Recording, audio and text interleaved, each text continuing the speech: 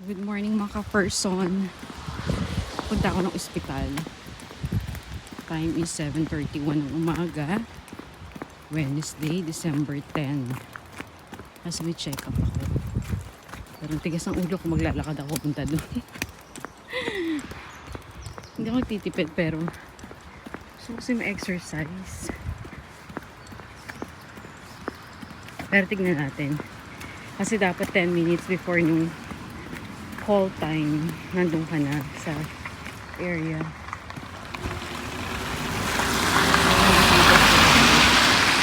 Hospital kasi yung pupunta hindi sa center lang. Kasi may follow-up check-up ako sa mammography.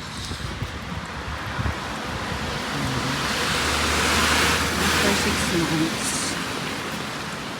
gusto nila akong i-check up. So, we'll see kung anong nangyayari. Sasakay pa ako ng bus. Kasi wala akong, number 1, wala akong driving license. Number 2, wala akong kotse. Pero kung nakinig ako dati kay Per, kasi pinapakuha na ako yun ng driving license. Ako lang yung matigas ang ulo na ayoko. Kasi responsibility ang may kotse. Dito kasi sa Sweden, hindi pwede dito yung bara-bara guys sa Pilipinas na mag-aral ka at hindi. I mean, yung makakuha ka ng lisensya at hindi, di ba? Tapos kapag ka nahuli ka, nabangga ka, carry on lang. Dito hindi pwede, no?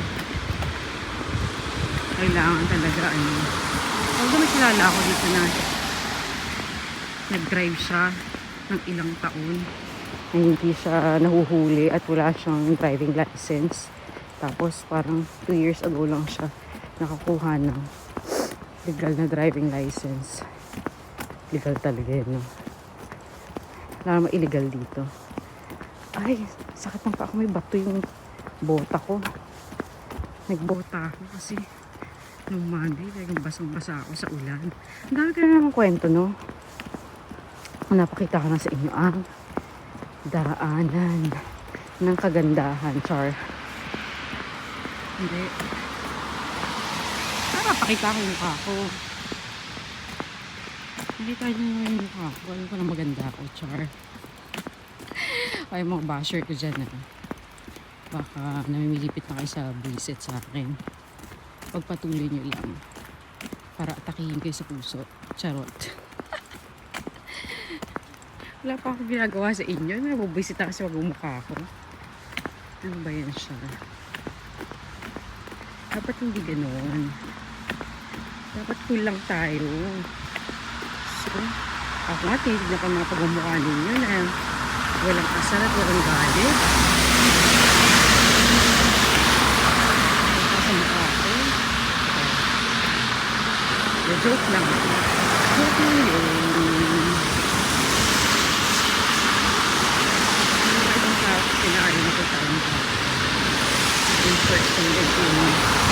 In person and on TV call.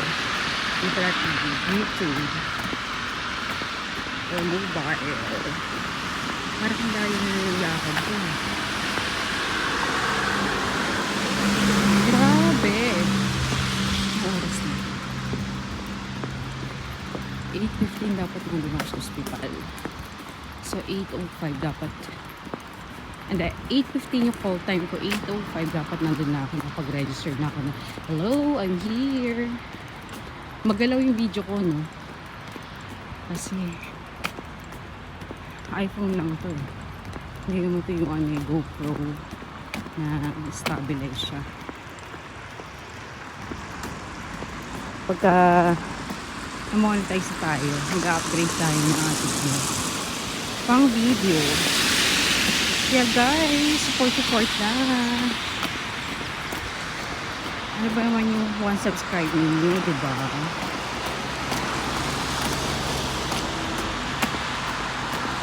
Wala lang pong bayad ang pag-subscribe sa YouTube. Sa YouTube.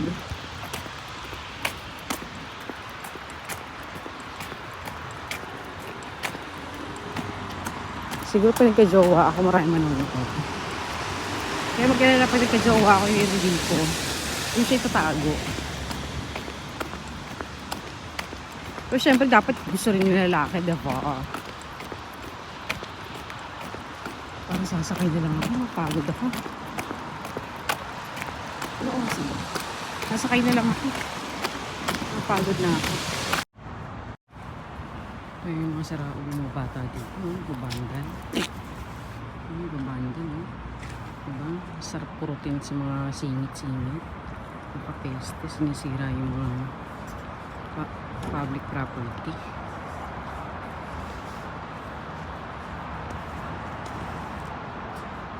Ito ang Buros. Ito, winter or December.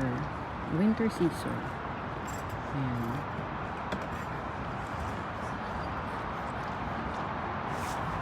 Boring. Susipan. Sumakay ako ng bus.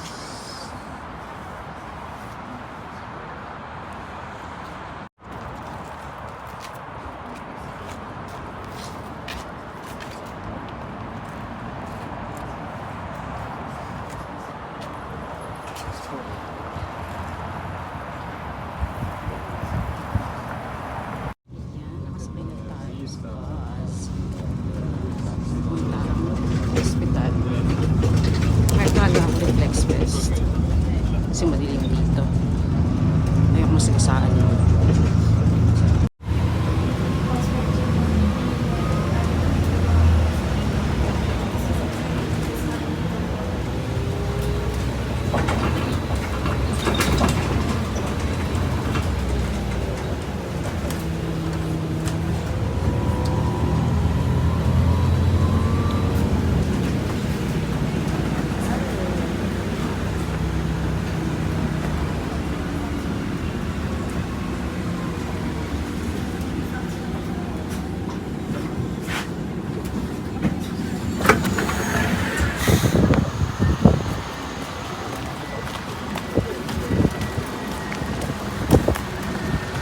Shopping pag-discover ako na grocery.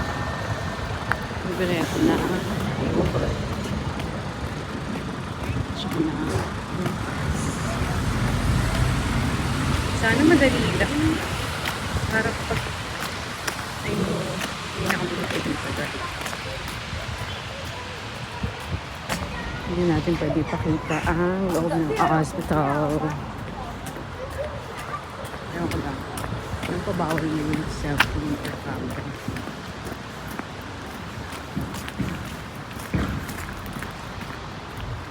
Yung ospital. May ospital dito. Ito yung gusto ko dito sa Buros. Ang lapit ng lahat. Ang lapit lang. Pwede lakarin. Pwede sakakay. Pwede gumapang. Charot. 8:15.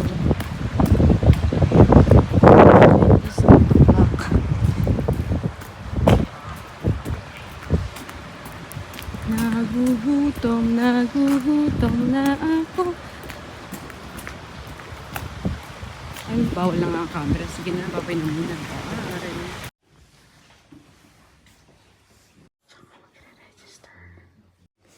My God, natapos din.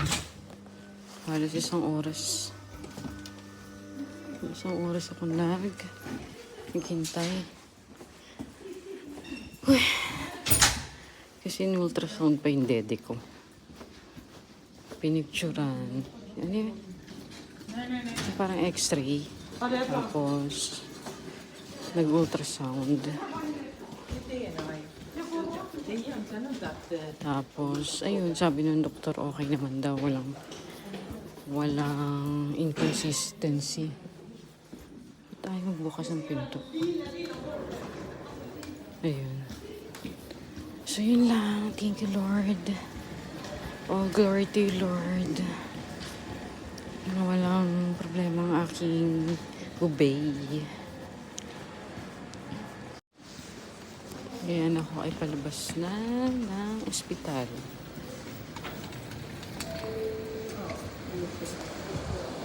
Ang sakit ng ultrasound.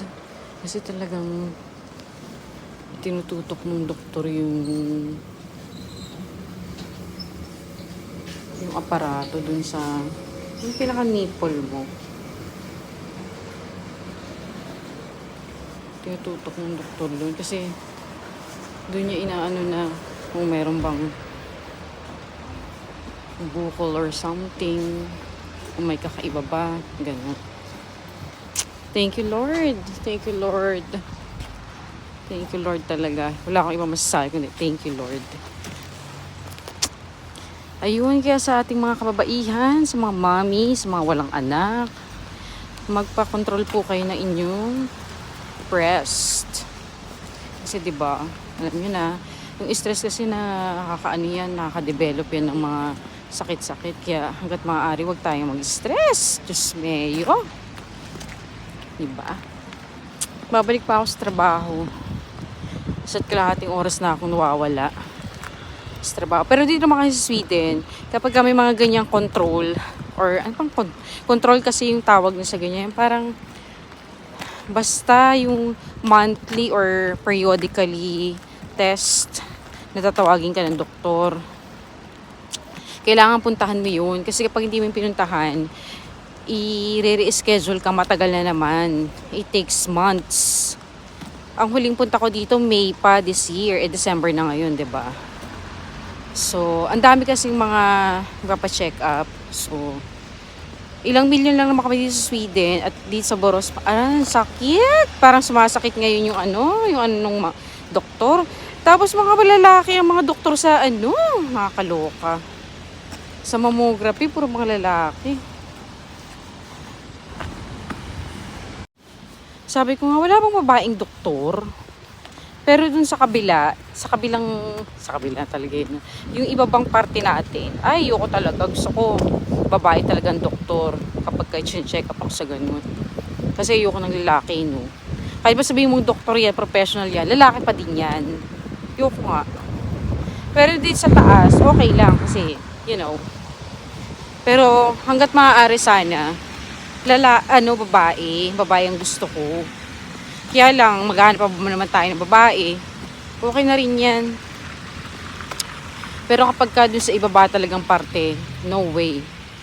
Bahala na si Batman. Hindi talaga ako pupunta. At sabihin ko rin sa kanila, gusto ko ng babaeng doktor dun sa ibaba. Alam mo, gynecologist. Ayoko na lalaking gynecologist, no. Tsaka, isip ko, bakit ang daming lalaking nag-gynecologist? Diba? Pwede namang iba na lang yung nila, i-specialize nila. Bakit kailangan dun sa baba pa? Okay lang kung manganganak ka hindi Siyempre, check upin niya yun. Tapos, ipapasok pa ang kanyang mga daliri. Diba? Kaya, ayun, yun lang. Yun lang ang aking Hi! Parang mali yata itong ginagawa ko. Tumawid ako ng ganun-ganun lang. Ayun, paalam na muna. At ako bibili ng pagkain, nagugutom na ako. Bye!